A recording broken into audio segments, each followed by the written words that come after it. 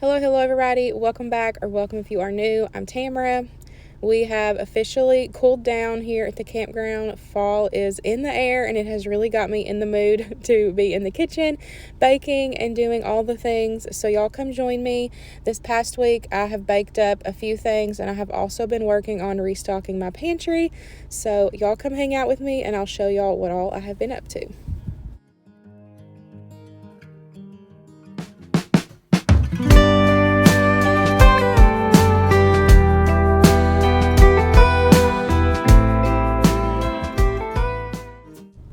We're going to start out with some homemade chocolate sandwich cookies. Y'all, these did not last 2 days. I shared them with some friends, also shared them with some family, but they did not last long. These are so delicious and so easy. I always have everything on hand to make these. They're so good, you guys.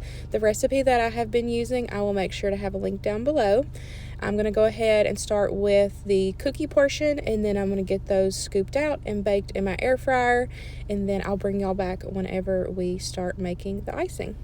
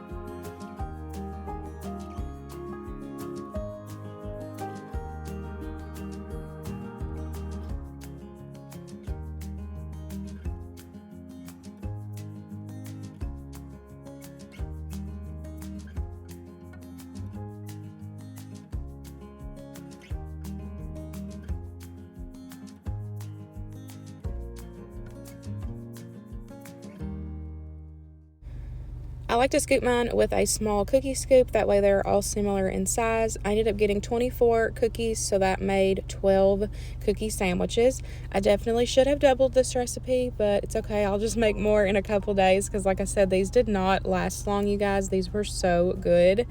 I like to bake mine at 350, and I baked them for about 10 minutes.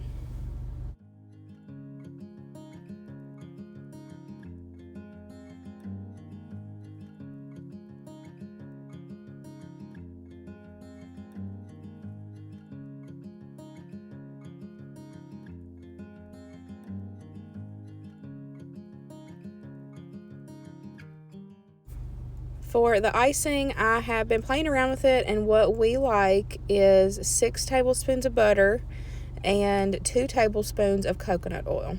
And then I let that blend together, and I add my vanilla, and then I'll add my powdered sugar to taste. And then to me, that makes like the perfect yummy consistency for the icing. The last time I did this, we added more coconut oil, and my family didn't love the super strong coconut flavor like I did. So we kind of compromised, and we just did, more butter and less of the coconut oil. But doing it this way, everybody loved it.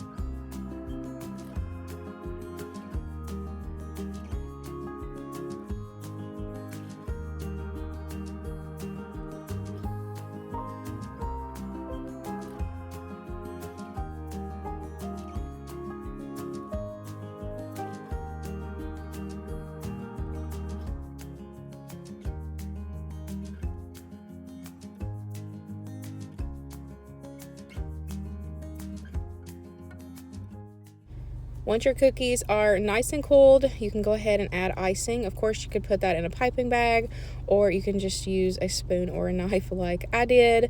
I am just going and kind of matching them up. That way the cookies, are similar in size to make the sandwiches. These were so, I could not rave over these enough, y'all. These are so good. You could change up the flavor of the icing as well. You could even change up the cookie.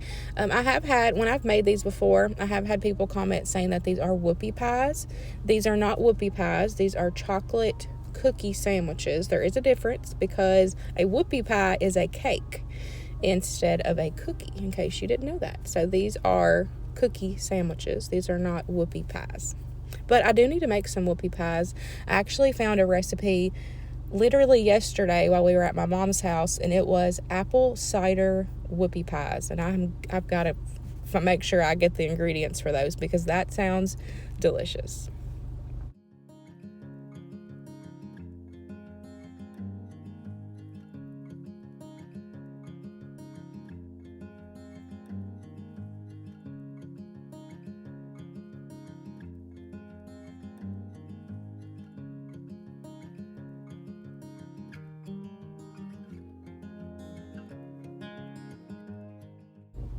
Now I'm going to work on restocking my homemade dry ranch mix. This is one I have been using for a while. It is my favorite. Now, the only difference I do for this recipe is I add a little bit more pepper to ours personally, which I've said this before. I feel like dry ranch is one of those ones that you just have to play around with, because there's so many different, ranches out here. And so I say make a basic, and if you feel like it needs a little bit more according to what your taste buds like, then, add a little bit more pepper or, seasonings, whatever you feel like. But pepper is always one that I add more to this. So I will be doing that different compared to the recipe. I will have the recipe linked down below for you guys. And don't forget that since this one is made with buttermilk, like dry buttermilk, that it does need to be stored in the fridge. This one calls for dry buttermilk, parsley, garlic powder, onion powder, dill, onion flakes, chives, salt, pepper, and then I add a little bit of sugar. I'm just going to mix everything together in this jar, give it a shake, and then I just store it in the fridge. And whenever you go to use it, you just use it as, like a packet that you can get from the store. Or if you want to, make homemade ranch, you can add with sour cream milk. You do like 3 to 4 tablespoons of this dry mix for like a packet of dry ranch mix.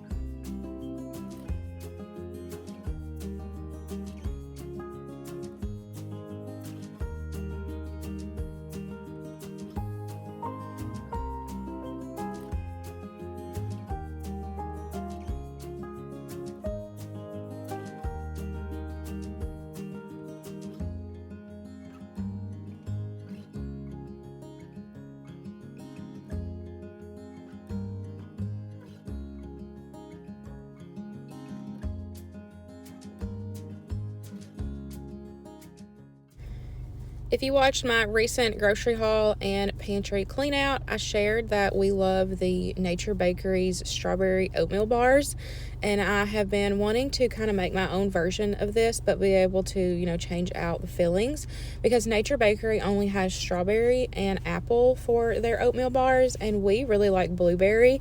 So I wanted to try my own version of this and make it with the blueberry jam that I had in my fridge. And y'all, these were so incredibly easy. I'm kind of upset with myself that I haven't tried to make these sooner, because I have just been, buying the Nature Bakery ones. And I'm like, girl, this is so simple. So I'm just making a simple crumb bar, and I'm going to add my jam to it. Like I said, you can change out the jam. So I'm just making a crumble here. I have got some melted butter. I've got some all-purpose flour, oats, rolled oats, sugar, which is regular sugar and brown sugar, and then a little dash of salt. I'm adding all that into the bowl, and I'm going to mix that together, and it's going to make a crumble. And then you're going to reserve about a cup of it out, and then that will be for your topping. But what you do is you take the rest of the crumble and you press it down into the bottom of an 8x8 pan, and then you take the jam and put it on top. Now, the recipe that I will have linked down below, I only followed it for the crumble recipe because I knew that I wasn't going to make, homemade jam. I can do that later, but I knew I had that in the fridge and I wanted to use that. So instead of making my own jam, I just used, what I had on hand. So you can definitely do that as well. But I took and pressed the streusel down, and then I put the jam filling on top, and then the cup of the crumble that I had reserved, I took and just crumbled that on top. And then these have to bake in the oven for 55 minutes. I believe it's 350, but like I said, I will have my original inspiration recipe linked down below. But these were 10 out of 10, so good. We only have 2 bars left, and I feel like, these could be, like a breakfast. These could be a quick snack. These could, can be a dessert. But they are delicious, and I will definitely be making these again, and I will be changing out the jam filling.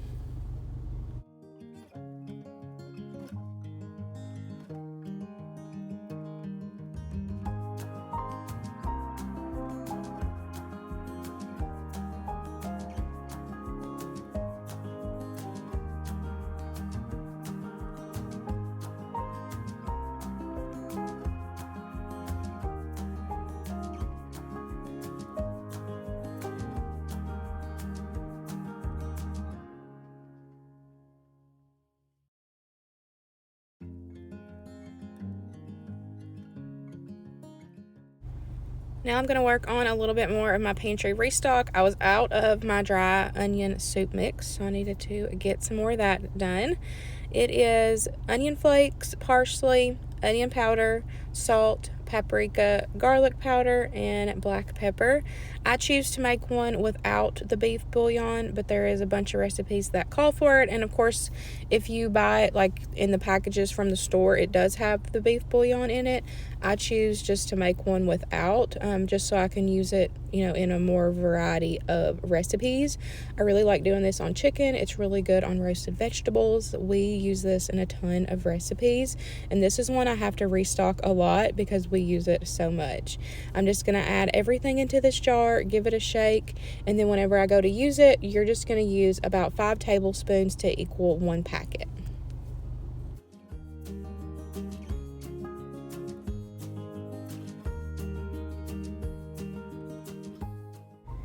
If you've been around here a while, you know that taco seasoning was one of the ones that I was still buying from the store because I couldn't find a taco seasoning that we liked at home. Like, I couldn't find a homemade version that we liked. I feel like I tried so many. Well, finally figured out a taco seasoning blend that they like, and that's delicious. It is paprika, cumin, onion powder, garlic powder, oregano, salt, pepper, and chili powder. I will make sure to have what I have been using in the description box for you guys. We finally finally found one that we like, and I'm so excited because y'all know that's one of my things. I'm trying to switch, making more stuff at home and cutting out the store-bought prepackaged stuff. And so I was like, I've got to find a taco seasoning that my family likes. Like, come on, Tamara. And we finally found one. But I wanted to kind of tell y'all how I do it. So if I'm using this to make taco meat, I will, brown the meat till it's no longer pink, and then I will add this taco seasoning in. I will add a little bit of water, but what I like to do is I like to add a little bit of tomato paste. I feel like it thickens it up perfectly. The seasonings kind of blend well together with that tomato flavor, and it seems to go really good. Winston likes it. Luke says it's good as well, so I am all for it. I'm so glad I finally found a homemade swap. So I'm just adding all the ingredients into this jar. I tested it out. That's why at the beginning there was a little bit in this jar, because I tested it out to see if we like it. We did like it, and so now I'm going to make a big batch to be able to store. That way I can just pull it out and use it whenever we need it.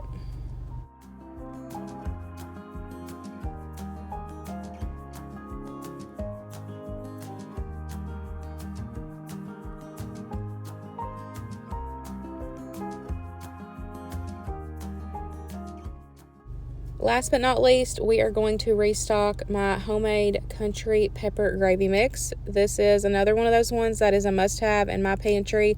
I always have everything on hand to make it, and we use this one a ton. Winston and I eat a lot of breakfast when Dad's not home because he doesn't prefer breakfast, and Winston and I love breakfast. And having this in my pantry, I can easily pull it out and make a quick gravy in just a couple minutes, and I love having this. So as you see, I am starting it in the jar, but then I realized that I'm supposed to do this in a bowl. So in a bowl, mix all of your ingredients together, which is all-purpose flour, dry milk, cornstarch, salt, and pepper. You're going to mix all that together well and then add it into your quart jar. One batch does fit in a quart jar, but you do have to mix this one in a bowl first, and I was just getting ahead of myself for this one and trying to start it in the quart jar. But I promise one batch does fit in mine's a wide mouth quart jar. And then whenever you go to use it, you will just take, like in a pan or a pot, take 3 to 4 tablespoons of butter or bacon grease or, whatever you want to use. And you will use 3 to 4 tablespoons of the gravy mix, whisk it together, cook that flour out a little bit, and then you will add in 1.5 cups of milk to that, and then that will make gravy. There's times where I add in some sausage, or I don't add in sausage. It just depends on what we have on hand, but this makes a delicious gravy.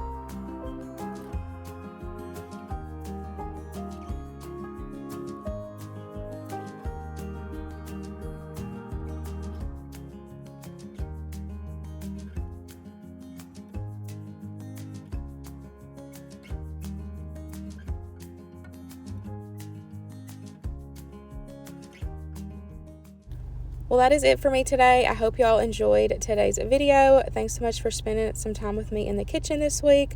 I'm so glad that it is nice, cooler weather, so I can finally spend some time in the kitchen. I have really missed it, and I'm happy to finally have my homemade seasonings restocked in my pantry so I can just pull those out as needed. I hope y'all enjoyed today's video, and I will see y'all in the next one. Bye, guys.